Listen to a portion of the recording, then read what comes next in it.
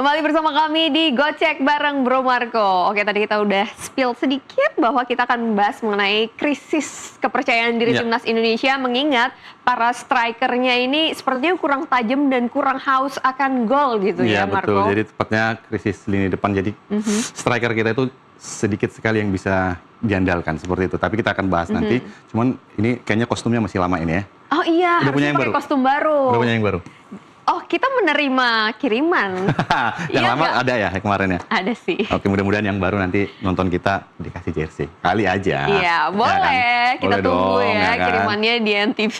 Iya, bisa aja jersey baru ada di Gocek Marco, bisa aja kan? Bisa aja, bisa banget misalnya. Oke. Calling-calling aja ya. Iya, kita tadi janji kita mau kita kulitin dulu nih timnas Indonesia terkait persiapan melawan menghadapi FIFA Series. Kalau kita lihat ini adalah FIFA Series, ini ada 2 pertandingan yang akan dijalani oleh Indonesia. Yang pertama tentu melawan Saint Kitts and Nevis. Ini di tanggal 27 Maret pukul 20 atau jam 8 malam. Ini merupakan pertandingan pertama Indonesia setelah bulan Maret kemarin itu tidak ada November kemarin tidak ada uji coba ya. Jadi setelah kita gagal di R4 kemarin, gagal ke Piala Dunia, kita akhirnya akan menyaksikan timnas bermain untuk pertama kali di tanggal FIFA Series 27, ini FIFA Series ya. Nah, apabila Indonesia memenangkan pertandingan lawan Saint Kitts and Nevis atau Sugar Boys, ya kan? The Sugar Boys. Dia akan ketemu dengan pemenang antara Bulgaria atau Kepulauan Solomon. Dan kemungkinan Bulgaria bisa jadi pemenangnya. Lalu tanggal 30 Maret ini menjadi perebutan tempat ketiga bagi yang kalah dan final bagi yang menang. Artinya apa? Ini akan menjadi pelipur lara apabila kita bisa berhasil meraih trofi atau gelar juara di sini karena ada trofinya nanti. Betul, apalagi mengingat Indonesia ini menghadapi tim-tim antar konfederasi ya, Marco betul ya. Sekali. Jadi inilah tim-tim yang belum pernah, mungkin ya masih tim barulah jauh. Biasanya kita akan bermain lawan tim-tim Asia atau tim Eropa. Dan kalau kita lihat ini ada dari Eropa Timur, ada dari Karibia ya.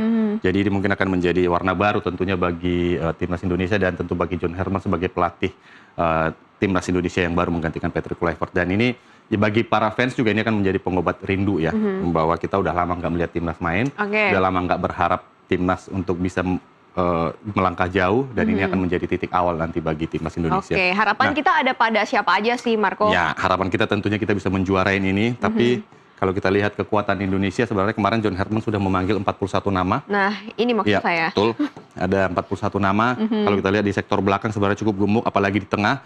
Nah, tapi kita ada sedikit PR, bukan sedikit sih, ada PR lah, boleh dikatakan ini PR yang belum selesai juga dari era Sintayong, Patrick Kluivert hingga John Herman. Di mana kita krisis striker, artinya striker adalah pemain nomor 9 ya, yang goal getter.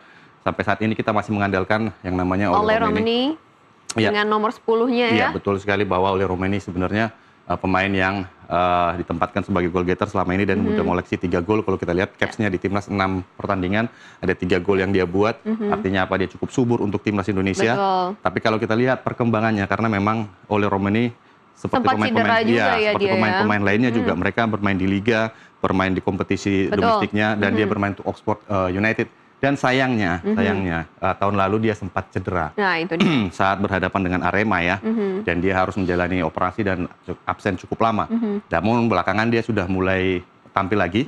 Tapi kalau kita lihat dari angka-angkanya, statistiknya di Championship, di Tier 2 di Liga Inggris, dia baru bermain 14 laga dan itu pun jarang sekali bermain penuh.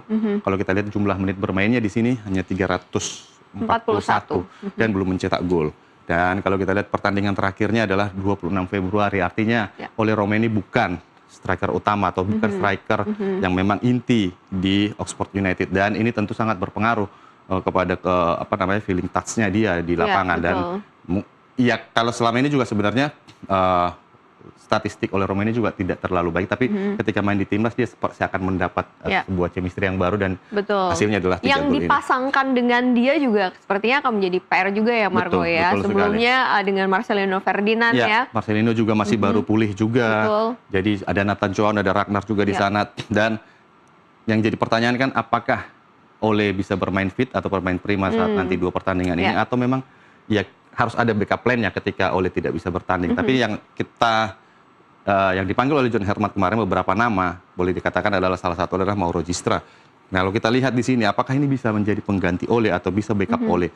Kalau kita lihat bermain di Persija, dia baru 2 kali bermain di Liga Super. Sebelumnya dia bermain di divisi 2 di Liga Belanda, cetak 3 gol dari 3 laga cukup baik. Tapi ketika dia pindah ke Liga Super, dia hanya bermain 2 pertandingan dan belum pernah mencetak gol. Menit bermainnya juga masih sedikit sekali, 291 dan sempat cedera juga kemarin. Dan dalam kondisi yang tidak terlalu prima tentunya. Dan kalau kita lihat pertandingan terakhir adalah 20 Februari 2026 Persija PSM, dia bermain 5 menit dan ini terpaksa diganti karena cedera. Dan Persija menang 2-1. Artinya di Caps di timnas juga 3 laga tanpa gol. Artinya sebenarnya bukan wajah baru yang mau register ini di timnas Indonesia, sudah pernah dicoba sebelumnya. Namun kalau kita lihat statistiknya, ini tidak terlalu menjanjikan gitu untuk menjadi ujung tombak atau ujung tombak yang kita andalkan lah di timnas Indonesia. Dibandingkan oleh Romeni masih jauh oleh Romeni, boleh dikatakan. Nah, lalu siapa lagi yang dipanggil oleh John Herman? Kita lihat ada 2 nama lainnya di sini. Nama-nama lokal ya, Marco ya. Nah, ini ada 2 pemain-pemain yang memang bermain di Liga Super juga. Ramadan Sananta dan Ramadan Sananta Caraka bermain di Liga Malaysia. Sebelumnya dia bermain di Liga Indonesia dan ini merupakan kalau kita lihat wajah lama sebenarnya. Jadi bukan hal yang baru, bukan sosok yang pengen dilihat oleh timnas atau supporter timnas Indonesia. Karena kalau kita lihat di sini Ramadan Sananta dia sudah 16 kali bermain untuk timnas. Dan menciptakan 6 gol. Namun selama ini ketika Ole Romeni ada, dia selalu menjadi backup lah, bukan menjadi pemain utama. Hoki Caraka juga sama. Dia bermain 10 caps bersama timnas Indonesia dan mencetak 2 gol dan 1 assist. Nah, hanya saja memang layak untuk dipanggil karena apa, Mai? Kalau kita lihat statistiknya bermain di DPMM FC, tim Brunei, dia bermain di Liga Malaysia, dia bermain cukup rajin. Piala Malaysia ada 4 pertandingan. Lalu di FA Cup Malaysia 2 pertandingan dan kalau kita lihat di Super League Malaysia 18 pertandingan. Artinya pemain yang cukup diandalkan di sana. Dan sudah mencetak 2 gol dan 1 assist. Artinya ini adalah rapor yang bisa dibawanya kepada Herman untuk mungkin nanti akan dicoba menjadi striker utama di timnas Indonesia. Mungkin untuk menggantikan Ole Romeni yang mungkin akan ditarik keluar seperti apa untuk diistirahatkan. Nah, Hoki Caraka juga ini adalah salah satu striker yang memang kita harapkan bisa tumbuh berkembang dan bisa menjadi salah satu goal getter yang terbaik juga di Indonesia. Tapi kalau kita lihat bermain cukup rutin di Super League, 22 pertandingan, cetak 4 gol dan 1 assist. Dan ini merupakan salah satu striker lokal yang saat ini bisa bersaing di tim Liga Super yang didominasi oleh pemain-pemain asing untuk sektor depan. Artinya Hoki menunjukkan bahwa dia belum habis sebenarnya. Dia masih berkembang. Dia masih memiliki kemampuan untuk bisa bermain reguler dan kita lihat menit bermainnya adalah 4.964, artinya cukup sering menjadi andalan bagi timnya gitu, bermain 90 menit. Dan pertandingan terakhir kalau kita lihat dia bermain 45 menit itu 7 Maret yang lalu. Jadi nama-nama ini sebenarnya layak sebenarnya untuk dipanggil lagi, tapi itu tadi bahwa kita tidak menemukan wajah-wajah baru yang ada di lini depan timnas Indonesia dan apakah ini akan menjadi kunci atau jawaban bagi krisis lini depan timnas Indonesia. Kita bisa tahu jawabannya bahwa sebelumnya mereka udah pernah dicoba dan bukan menjadi jawaban untuk itu gitu. Sebenarnya ada 1 nama mungkin walaupun mungkin secara statistik tidak terlalu mentereng ya, ada Axel Runtukahu. Axel ini pemain Persija ya. Dia bermain 16 kali, mencetak 4 gol dan 2 assist kalau nggak salah. Jadi nggak ada salahnya harusnya dipanggil sama John Herman. Toh dia memanggil cukup banyak. Tapi namanya masuk dalam 41 nama itu nggak masuk juga ya? Dia padahal John Herman memanggil cukup banyak pemain ya. 41 nama ini adalah pemanggilan Garuda Calling yang terbesar boleh dikatakan gitu. Mungkin John Herman nonton Gocek Marco kali ya, mungkin bisa mungkin butuh translator ya, karena dia bukan English ya, speak English, jadi kita mungkin ada translator biar bisa mengerti apa yang kita sampaikan di sini.